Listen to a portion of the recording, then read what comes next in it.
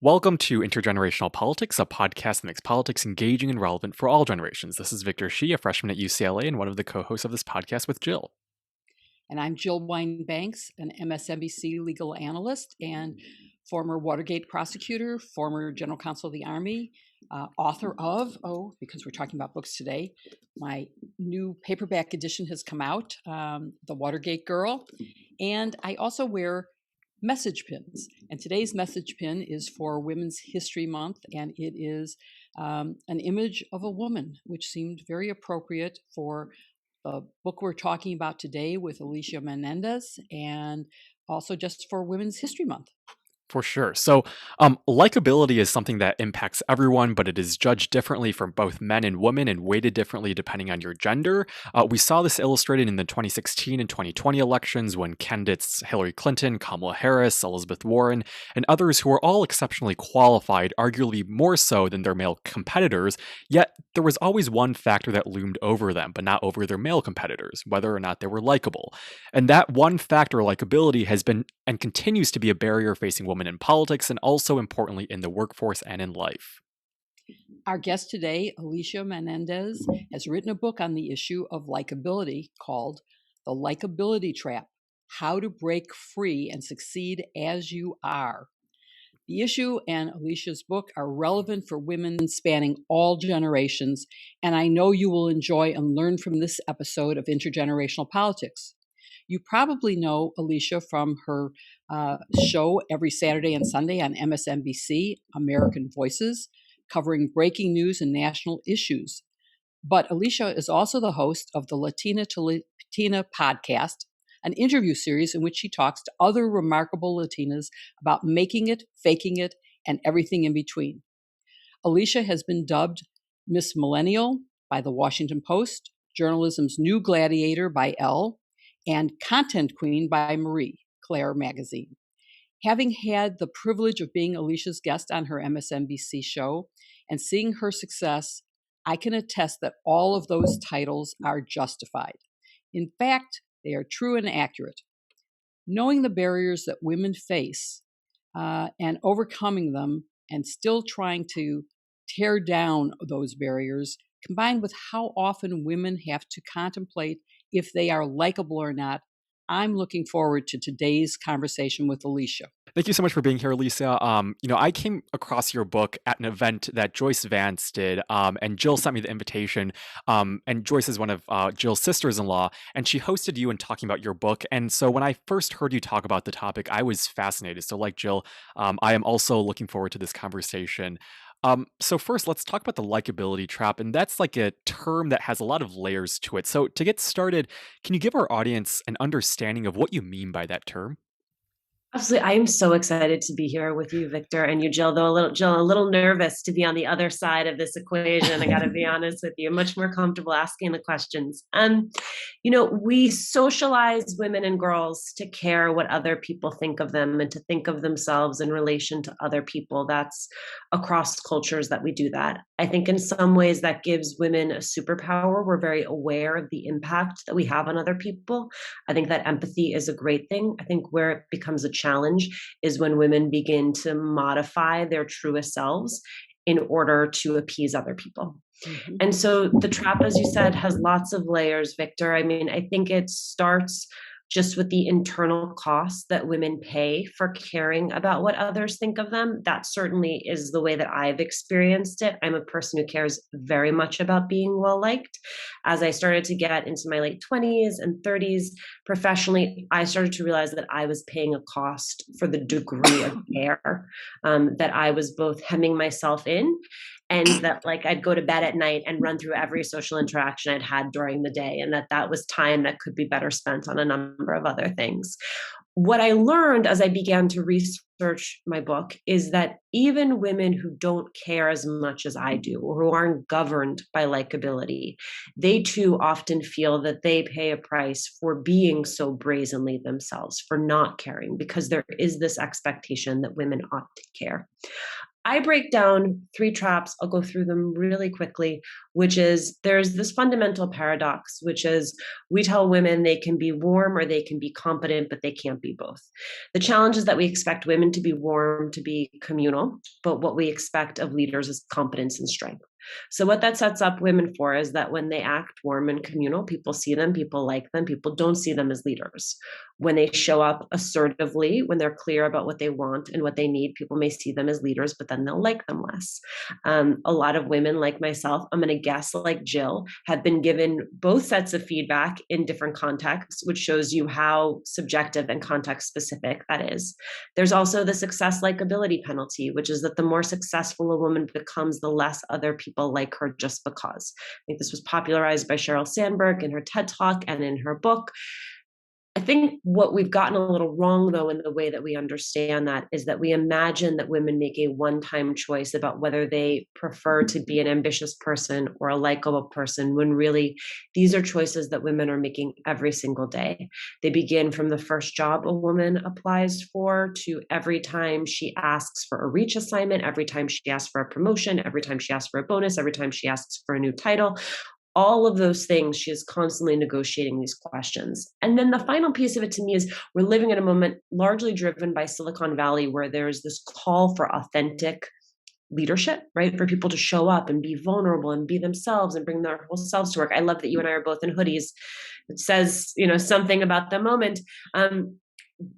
But I think there's a question of who that really applies to and who is given the luxury of showing up fully as themselves. And that can mean a lot of things. I mean, I look at this through the lens of gender, but I think there are a lot of different layers that can be added on that. I think parental status, I think race, ethnicity, sexual orientation, age. Like, I think all of those things combine to create a scenario where who gets to fully show up as themselves is more complicated than Instagram memes would allow you to think it is. Now, I just want to talk about the opening of your book, and you talked about this before, but you start off with an admission that a lot of people can relate to, especially many women, that you want people to like you. And so you talk about listening to one TED Talk by Chimamanda Ngozi Adichie, who used Beyonce's song Flawless, telling her audience that likability is, quote, bullshit. And as someone who cared about what others thought of you, that must have been a bit surprising. So what did you think of at that moment, given your prior beliefs that you wanted people to like you and that you had this feeling that your sense of likability was unique compared to others?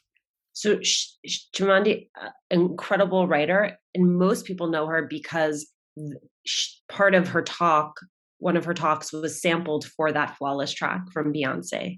And I think it made me wonder if I am like complete nonsense as a person, that someone would say that the thing that I value myself on is complete nonsense.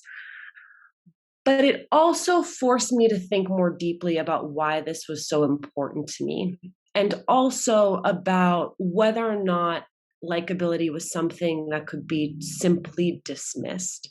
So I originally wanted to write a book that was going to be like the eat, pray, love of likability, right? That I would like go on this personal epic journey and come out caring less.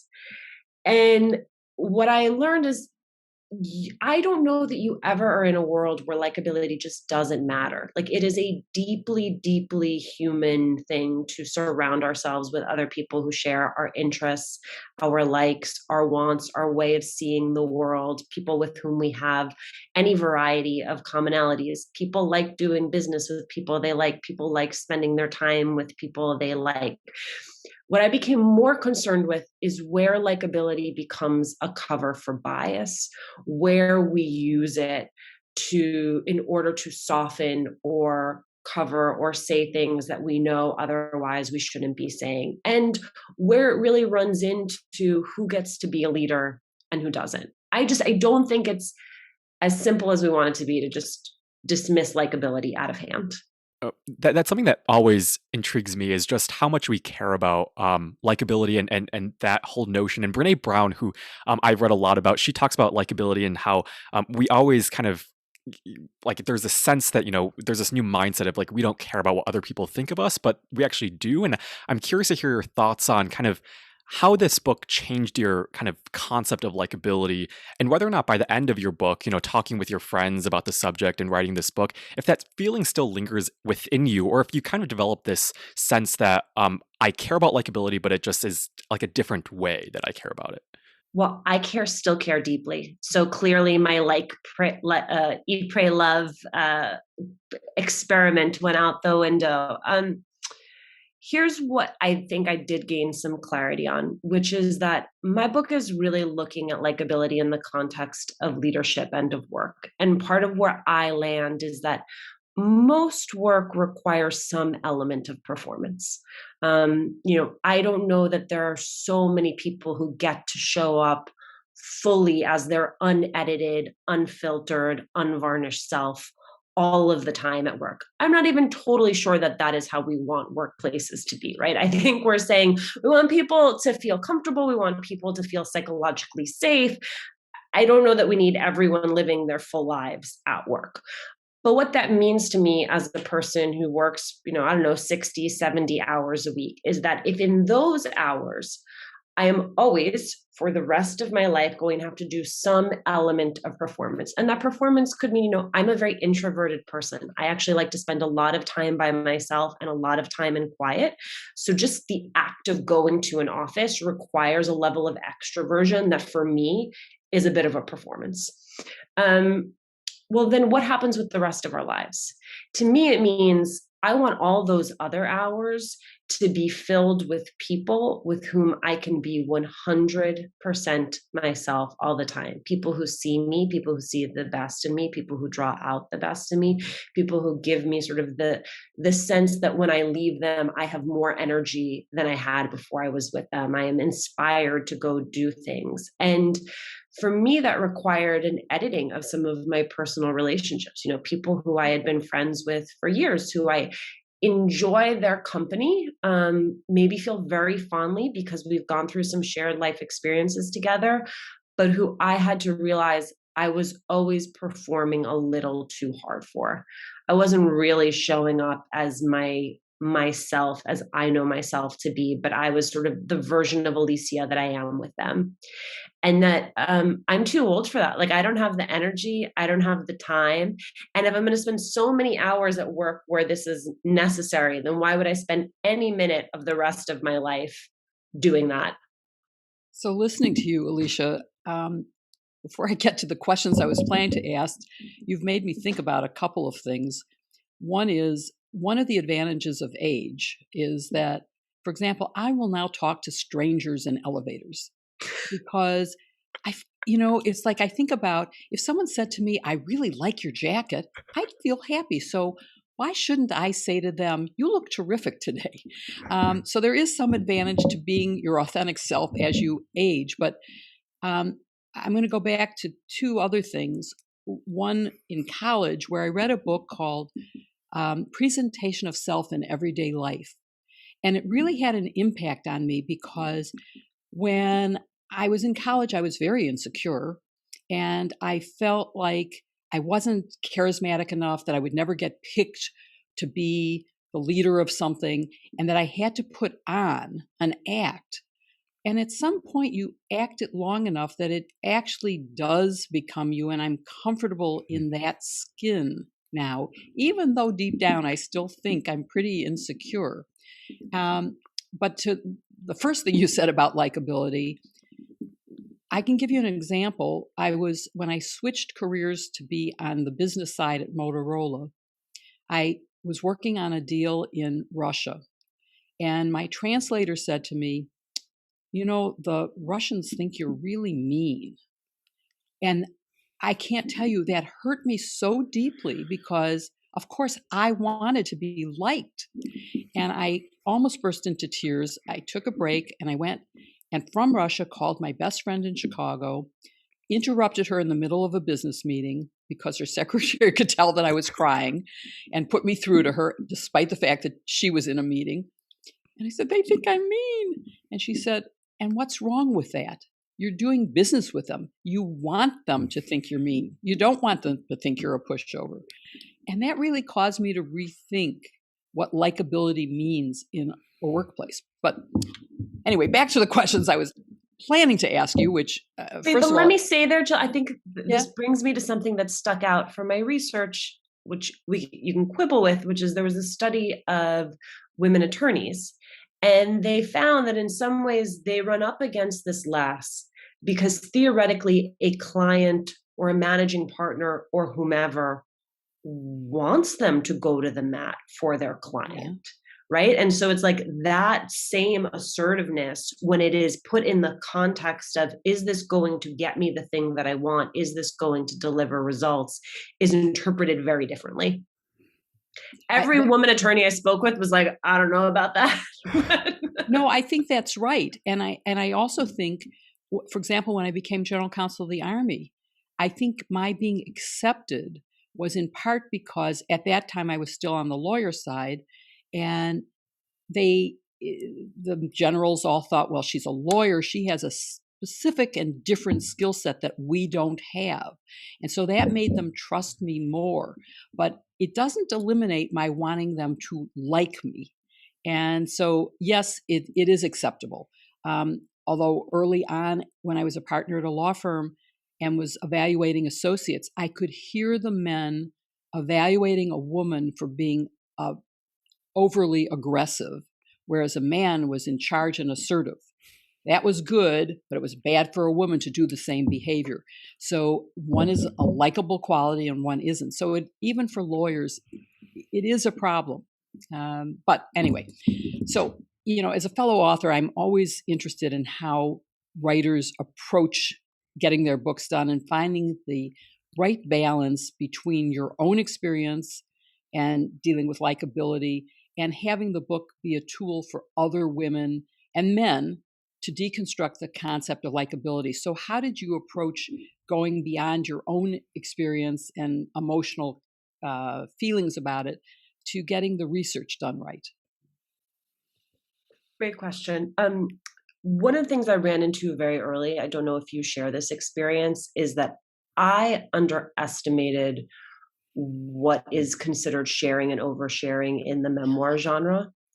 And it made me realize I am actually much more guarded than I think of myself as being, that the degree that I wanted to share at this point in my life and in my career was not what was going to be required. So in some ways, I found it incredibly liberating then to be able to interview a broad cross-section of women, find patterns, and share their stories. And so I was very intentional about making sure that I was hearing from a diverse cross-section of women. And I mean that in terms of different industries, because different industries handles this question differently, different generations. I think, one thing I ran into is women who were, no women learn to care more, right? Everyone learns to care less over time. But I also feel that if you are a woman who has been uber successful, especially if you are still in the game in which you made your name, right? If you're like a top CEO, there's almost this second layer where you don't want to sit around talking about your feelings too much, because that is seen as being disempowering, or that is seen as not being particularly strong. So I felt that there were some raw truths of this thing that were very hard to get to. And I do think the research is helpful, right? All the social science research, but I also think the social science research hems you in because, first of all, there's only so much of it. They choose how they bifurcate their research. They're very often working with small pools of people. And so it's helpful because it gives you ways to illustrate things that are happening and make things, it allows you to help understand them as not being purely anecdotal. But I felt that going through this process, I was not clear at all. I was like hacking my way through a jungle, and it was only like my editor was like, "You're going to have to like submit it now. I know the deadline has passed." And it was only then that I was like, took my machete and got through to the end. But yeah, I think what I struggled with was it would have been easy to write an easier book, which was likability is bad, forget about it. Here's how you forget about it. And what I ran into was like, it's just not that simple. And the ways around it are not that simple. And and really allowing myself to sit in the complexity of those things and think really honestly. The number one gut check I wanted to do is like, is this advice useful? Is it practical? And can it be easily applied? Because there's just like a lot of bad advice out there, especially for women. And so much of the advice for women relies on this idea that we as individuals can fix everything. We can fix our hair and our makeup and our employment situation and our marriage and our children, everything. We just have the life of our dreams if only we show up enough, with no regard to sort of the systems and structures that are dictating the terms. Wow, that is very powerful what you're saying. And I can't think of a woman who won't relate to it. I actually ran into friends, and particularly my Watergate colleagues, who said, you're sharing too much. Don't do it. It will diminish your power to have shared the personal side.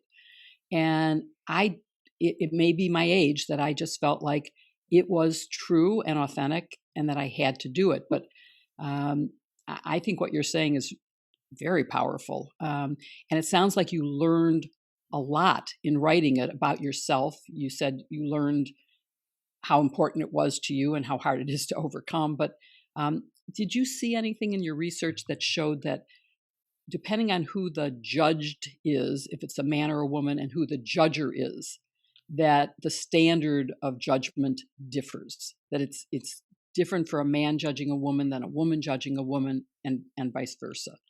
You know, I didn't see a ton of that, to be completely honest, that like most of these things were, and again, you're beholden to the social science research that's out there. But yeah, no, I didn't see as much of that. And it's a question that comes up a lot, right? Like this is not just about men upholding a standard that forces women into these traps. It's about people of all genders upholding these standards that force all of us into the trap. And as much as I'm looking at it through the lens of women, we don't let men show up in their entirety. I think there's one of the foils for men is if you're a man and you cry at the office, that's an immediate demerit.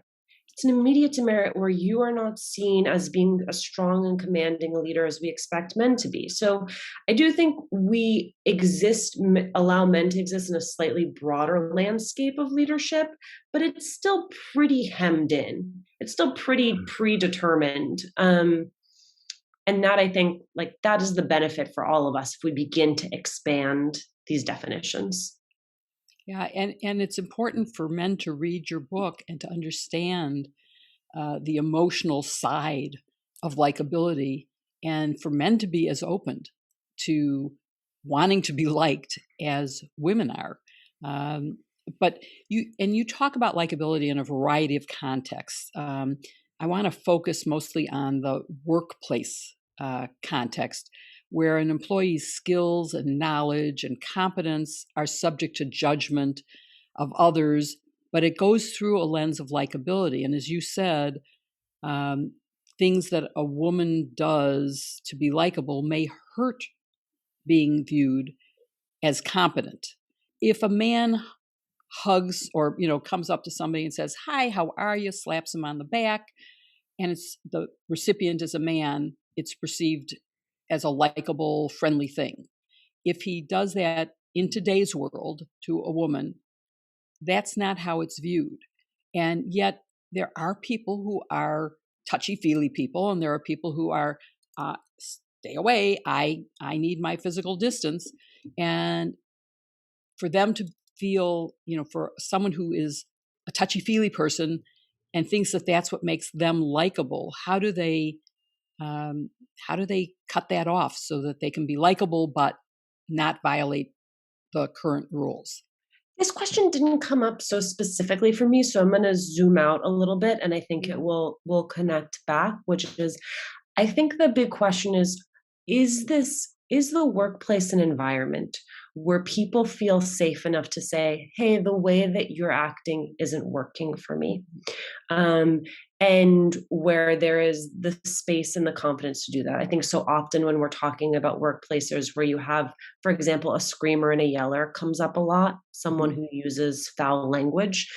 It's not just that the person does that, it's that the office or the workplace has been built around that person to protect that person and not to protect the other workers, and not to give them sort of the space to say, this behavior makes it harder for me to do my job. This behavior doesn't bring up the best results. That I think is where you want to get, where that the message from leadership is, we are looking at this as a composite. We're looking at this as an environment, and not an environment where everyone, there's not one sun that everyone else circles around. That we're sort of all being held as valuable. But I do think that we have to acknowledge that we are in a moment of cultural flux, and that is something that, the latest rise of Me Too has exposed, which is the old rules don't apply and the new rules are still very much being written.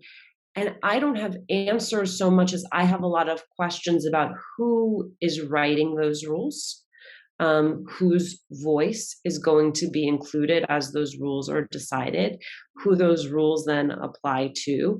And which you'll appreciate as a litigator, Jill, which is like, how often are those rules being written to limit exposure and liability?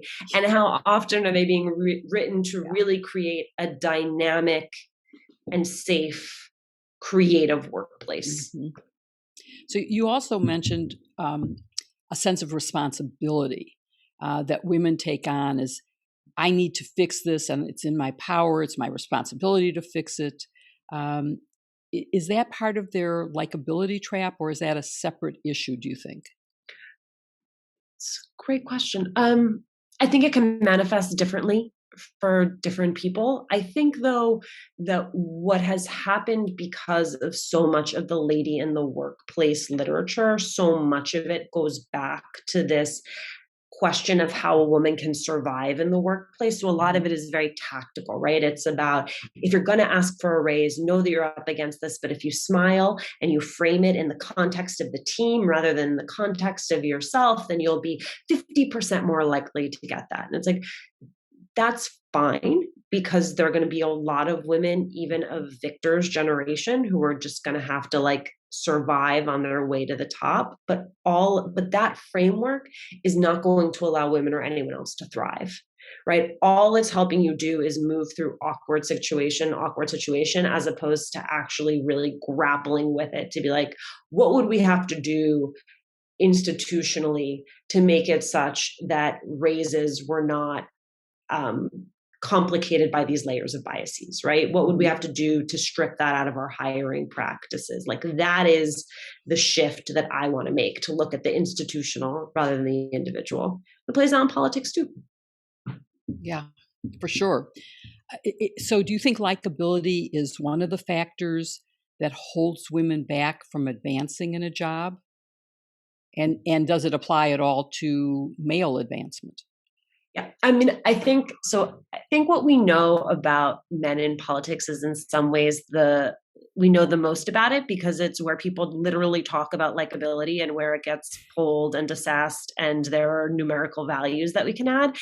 And what we know, or at least what we knew prior to this election, was voters do care about a male candidate's likability. But as long as they believe that that man is competent, they will vote for him even if they don't like him. And what we see with women is that women have to clear both hurdles as a candidate. They have to be likable and they have to be competent. And I would argue that there's really this third hurdle, which is by being super competent, right? By being the smartest and the best and the most prepared. We often ding women in the likability category for being that person. So they're figuring out how to be both at the same time.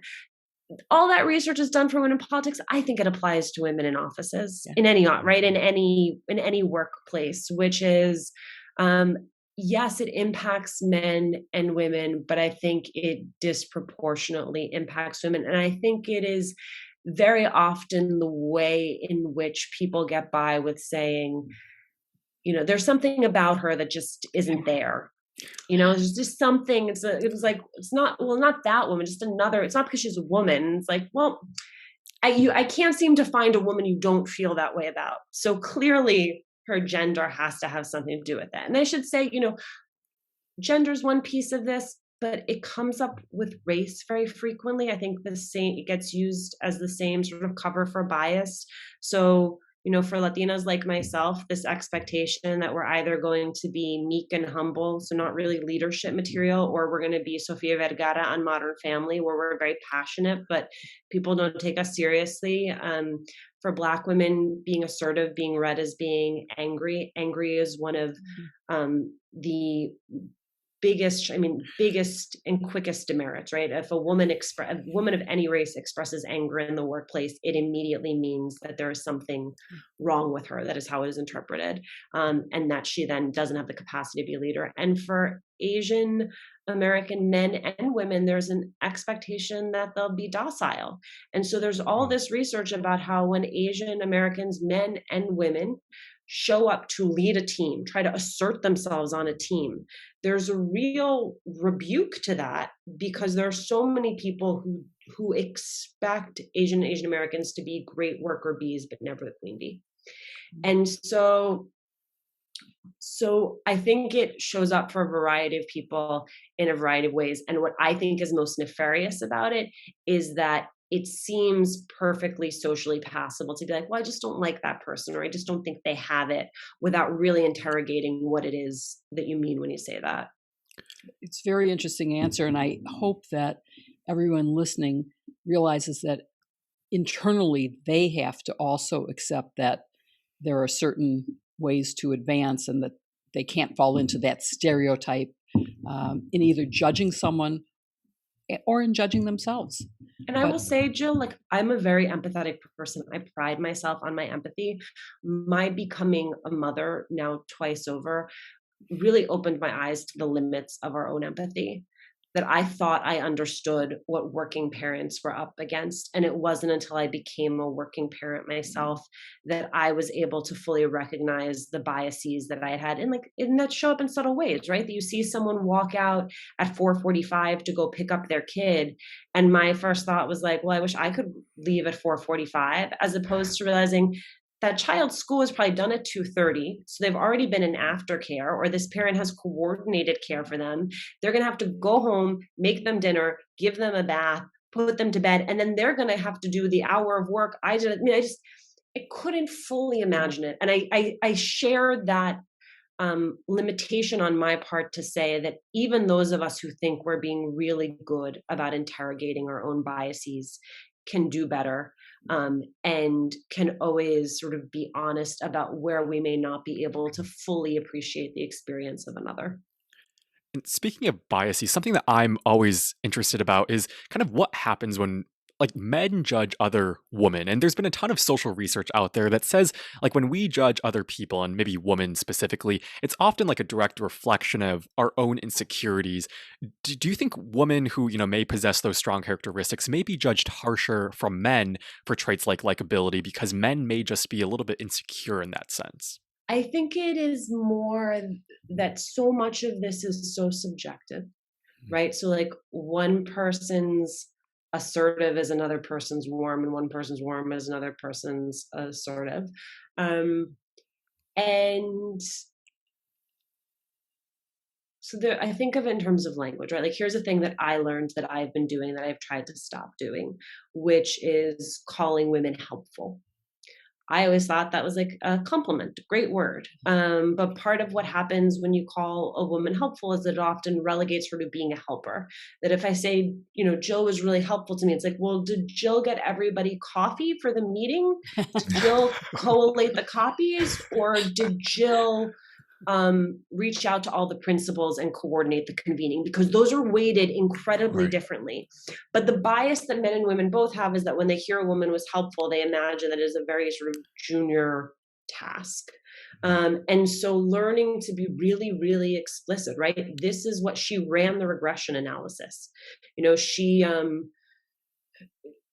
did all of the primary research, whatever it is, just like naming what it is. Even something like, you know, is Victor indecisive or is Victor deliberate? Because I want to have everyone on my team be deliberate about the decisions they make. I don't want anyone on my team to be indecisive. It's really the same quality framed up a different way. And that can have huge consequences for a person's career. And it also is a way in which we can be allies to each other without it becoming like a big to-do, right? That just in passing, if all of a sudden Jill was like, I don't know, Victor's being really indecisive, I say, well, is he being indecisive or is he being deliberate? And she may say, no, he's being indecisive. Like he's refusing to make this choice. And then I can say, can you give me an example of how what's showing up for you as indecision is impacting the results of his work? And she may be able to say it. She may be able to say, yeah, we needed to make a choice on this presentation on Tuesday. He dragged his feet on it until Thursday, and then we were late getting it to the client. Like, okay, now that's something that you can actually begin to grapple with, to work with, to improve.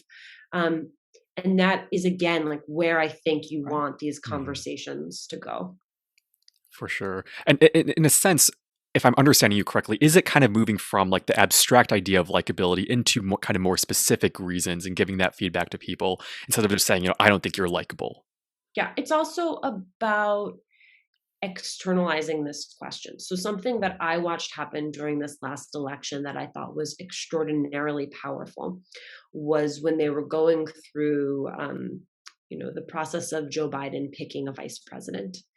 And there were all these names that were being floated. And ordinarily, as you both know, what will happen is anyone whose name is in the ether, they will completely demur in an interview. They'd be like, oh, I didn't even know, like, I don't have Google alerts set for myself. And then, they'll say, well, it is that person's choice and I would be honored to serve. This year, and I believe it was Stacey Abrams who led the charge on this. So for the purposes of this podcast, I'm going to give her credit where she said, yes, I want it. And yes, let me tell you why I would be the best candidate for it. And yes, no matter who he chooses, I will get on board with it. But like, this is my case for myself. And what was so powerful to me was that then all of these women started doing it. Kamala Harris did it. Val Demings did it. Like it became not a thing then that made any one of them different. There was real unity in all of their doing it. And in some ways it made it less interesting for those of us who do analysis to talk about, because it wasn't a point of differentiation. It was just all of a sudden they had changed the standard and the norm. And I think we can do that too in workplaces, right? Like if every woman is asking for a stretch assignment, then it doesn't make the one woman who's doing it strange or different or a standout. It just becomes the norm. And to me, like that is a very powerful act of solidarity that can be replicated wherever it is that you work. One of the other things you talk about in the book that I found fascinating was what you call the Goldilocks Conundrum. And sort of, where Goldilocks says, oh, this one is just right. It's not too hard. It's not too soft. And can you share a little bit more about that? And I think it'll resonate with very many women for sure.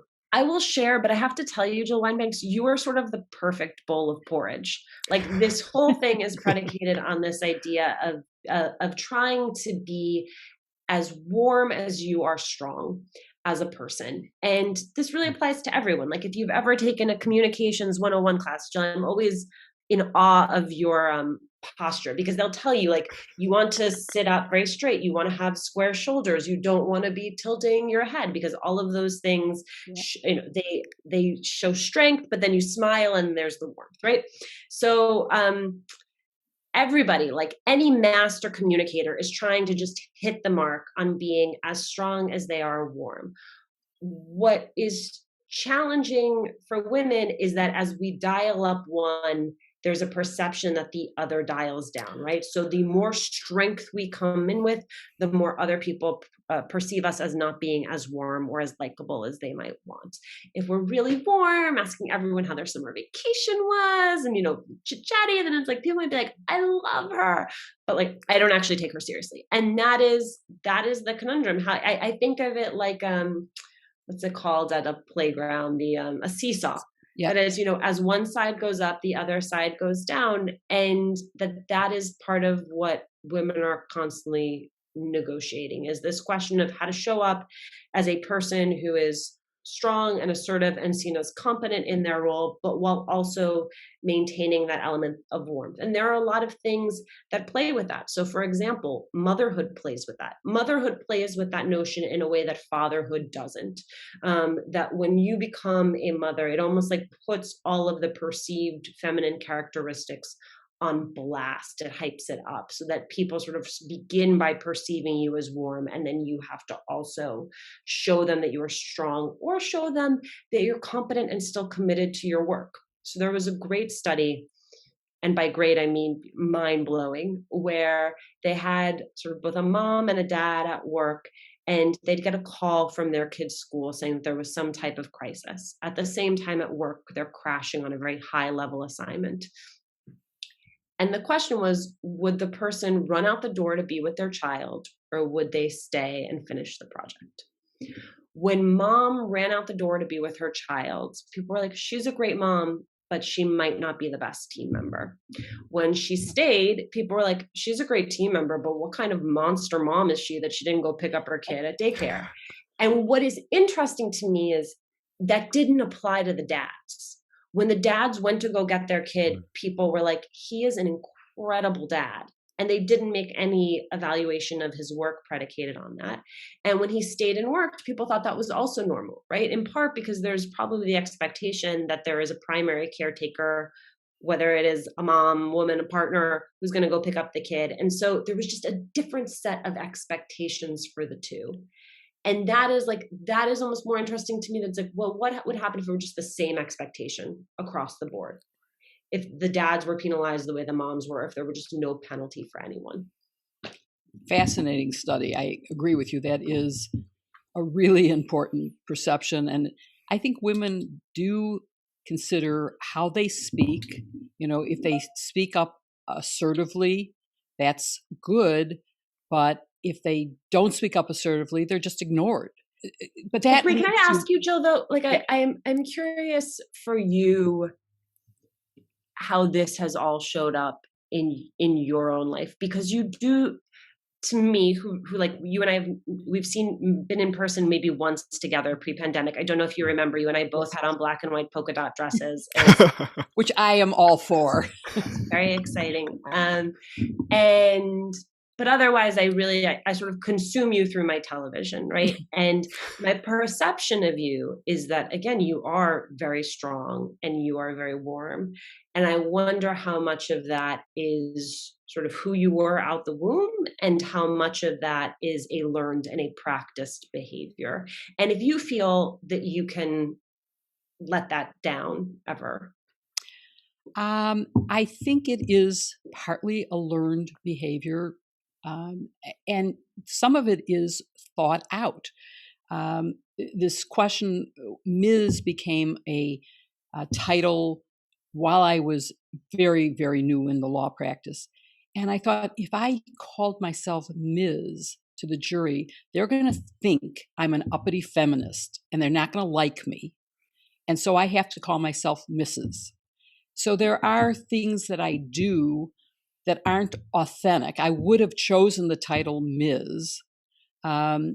For a thousand reasons, but I didn't, because I saw my goal as winning cases and being trusted by the jury.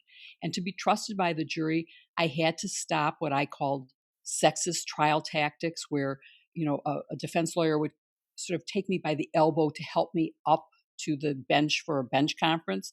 I didn't need help. He was trying to show that I was less powerful, less trustworthy than he was to the jury. You can't let him do that. On the other hand, if you punch him in the ribs, the jury's going to not like you and not trust you either. So I am always looking for the right balance. I am friendly, and I have never not been, even as a boss, and I've supervised thousands of people at a time.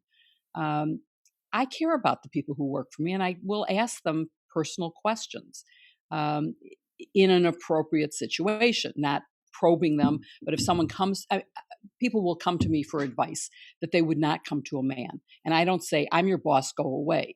So there is, I think there has to be some thought given to it.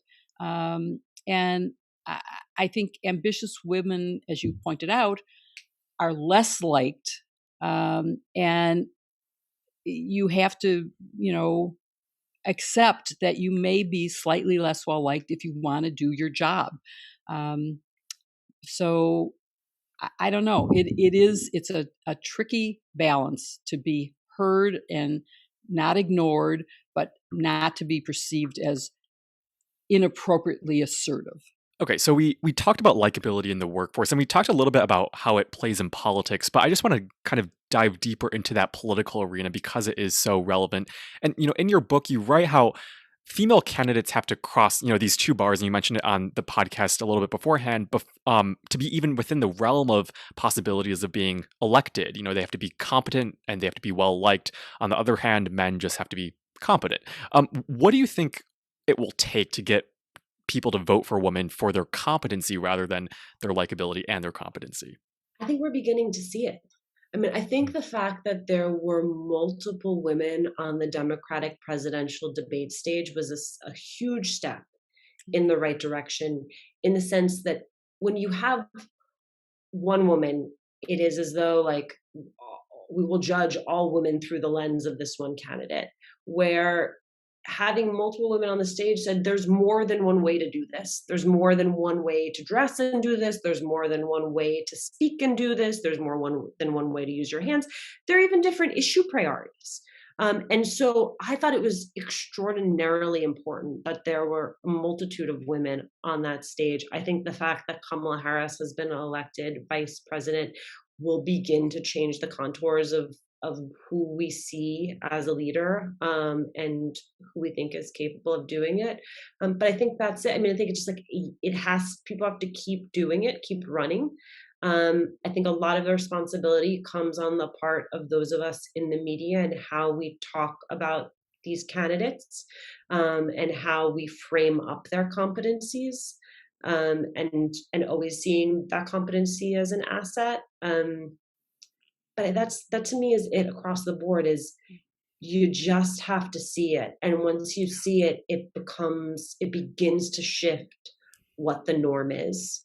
Mm-hmm. There was like a big year post-Trump where there were like women like nursing in campaign ads. Like it was like, things swung so strongly in the other direction of women really like celebrating the multidimensionality of being women. And again, I think that just like it made some of that stuff more normal. Mm-hmm. I also want to say we have a very long way to go. Like there is still so much work to do. And one of the examples I think of is Black women inside of the Democratic Party.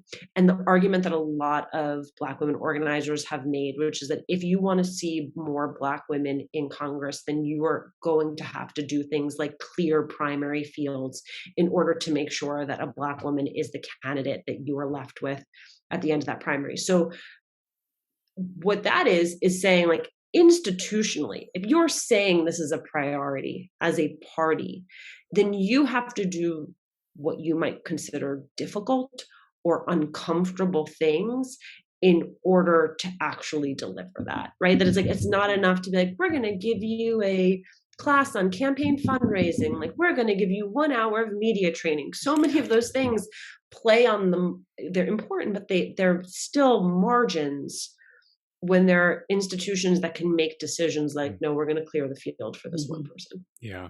Yeah, I think it's so important for institutions to also have a role in kind of reforming that culture. And one of the things that you said really brought me back to a conversation that we had with Valerie Jarrett, and she worked in the Obama administration. Something that she did that was so that really gave rise to women empowerment in the White House was she, I think, started this thing where Obama wouldn't call on women to, speak. And then once I think Valerie Jarrett or maybe it was Tina T. Chen kind of raised their hand during a meeting and Obama started calling on more women. So I think it's that one word that you said, solidarity, and kind of giving rise to more women empowerment. Once one woman does it, gives, more recognition for other women to be able to do that. And I think that's really important and something that my generation will definitely find helpful.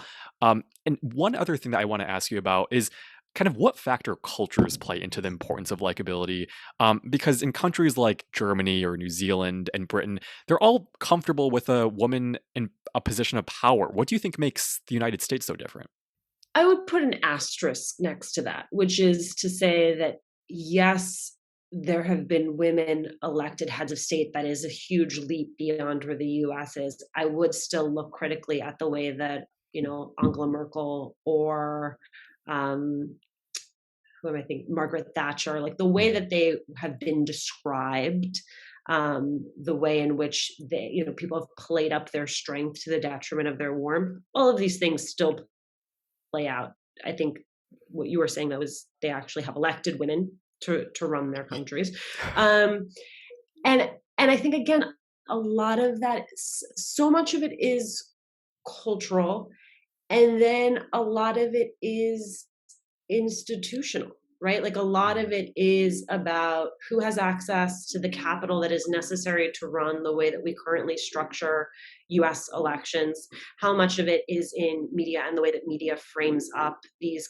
I mean, I think there were a lot of lessons learned from the way that Hillary Clinton was treated in 2008. And then I think there was a different set of lessons that were learned from the way she was treated in 2016. And some of it is absolutely going to have to be culture shift. Like I think about this a lot, Victor, in the context of my having two young girls. My two girls are under 4. And people will often ask me, like, why didn't you do this as a parenting book? And I'm like, well, I don't know anything about parenting. Like I had my children, I was having this book, but also because I can empower my girls to be exactly who they are. I have the type of girls who like climb to the top of every playground apparatus. They are bold. They ask for what they want. And I know that at some point I will release them into a world that where all of those things may not be celebrated. And so I am less interested in quote unquote empowering my girls than I am in shifting the academic landscape they live in, the extracurricular landscape they live in, the actual literal neighborhood and community they live in, to celebrate women who choose to show up in that way. And so, yes, I think like a lot of it is culture shift, but I also think some of it is institutional. Who has an email list that they can, cull from and run from? When we say you need experience, what experience qualifies as enough experience?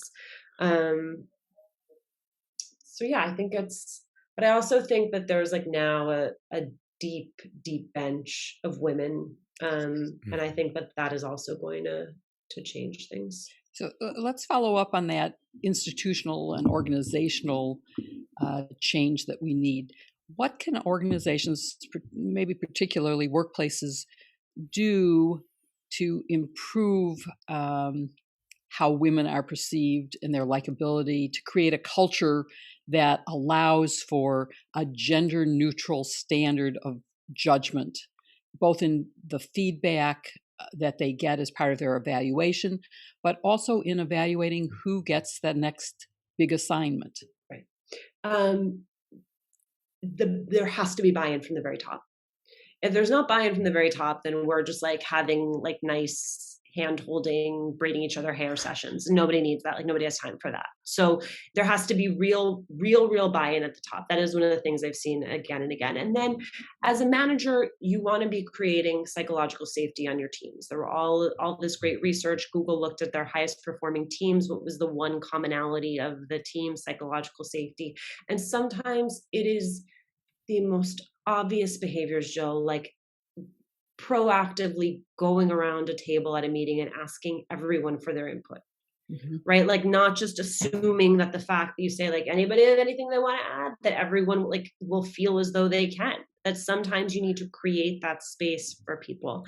I also think we can each in our own lives take on the role of sponsorship. You know, mentorship always felt like it was the hottest ticket in town. Mentors are incredible. They can give you advice, they can give you guidance. I'm talking sponsorship wise about someone who can really open doors for you, someone who has a big Rolodex, is willing to use it for you. If you're interested in this concept, Sylvia Ann Hewlett wrote a great book about this. She's sort of the godmother of this concept. But it's really about delivering. Like there is a fundamental difference between my, you know, Victor, you and I having a session where, you know, for 15 minutes I give you some advice, and me calling 5 people who might be useful to you and saying, I have someone, he's going to graduate, I think you should hire him, here's his CV, here's what I think. One thing helps, one thing propels a career. And we need to be doing more of that latter piece for more people. Yeah. This mentorship is something that Jill has taught me a lot about, and something that we definitely want to have on our podcast once, just to dedicate something on mentorship, because that is so important, as you say. But you know, this has been such a fascinating conversation, so helpful for so many women. I think a lot of women will will find this conversation relatable to them. And I'm wondering, for the last question of this podcast, what advice would you have for young women in my generation, kind of in the throes of job hunting or adjusting to the workforce during this pandemic? Victor, thank you for reminding me that I am old, since you felt the need to distinguish. I kid. He's 18 years old. I know. I am old comparatively. So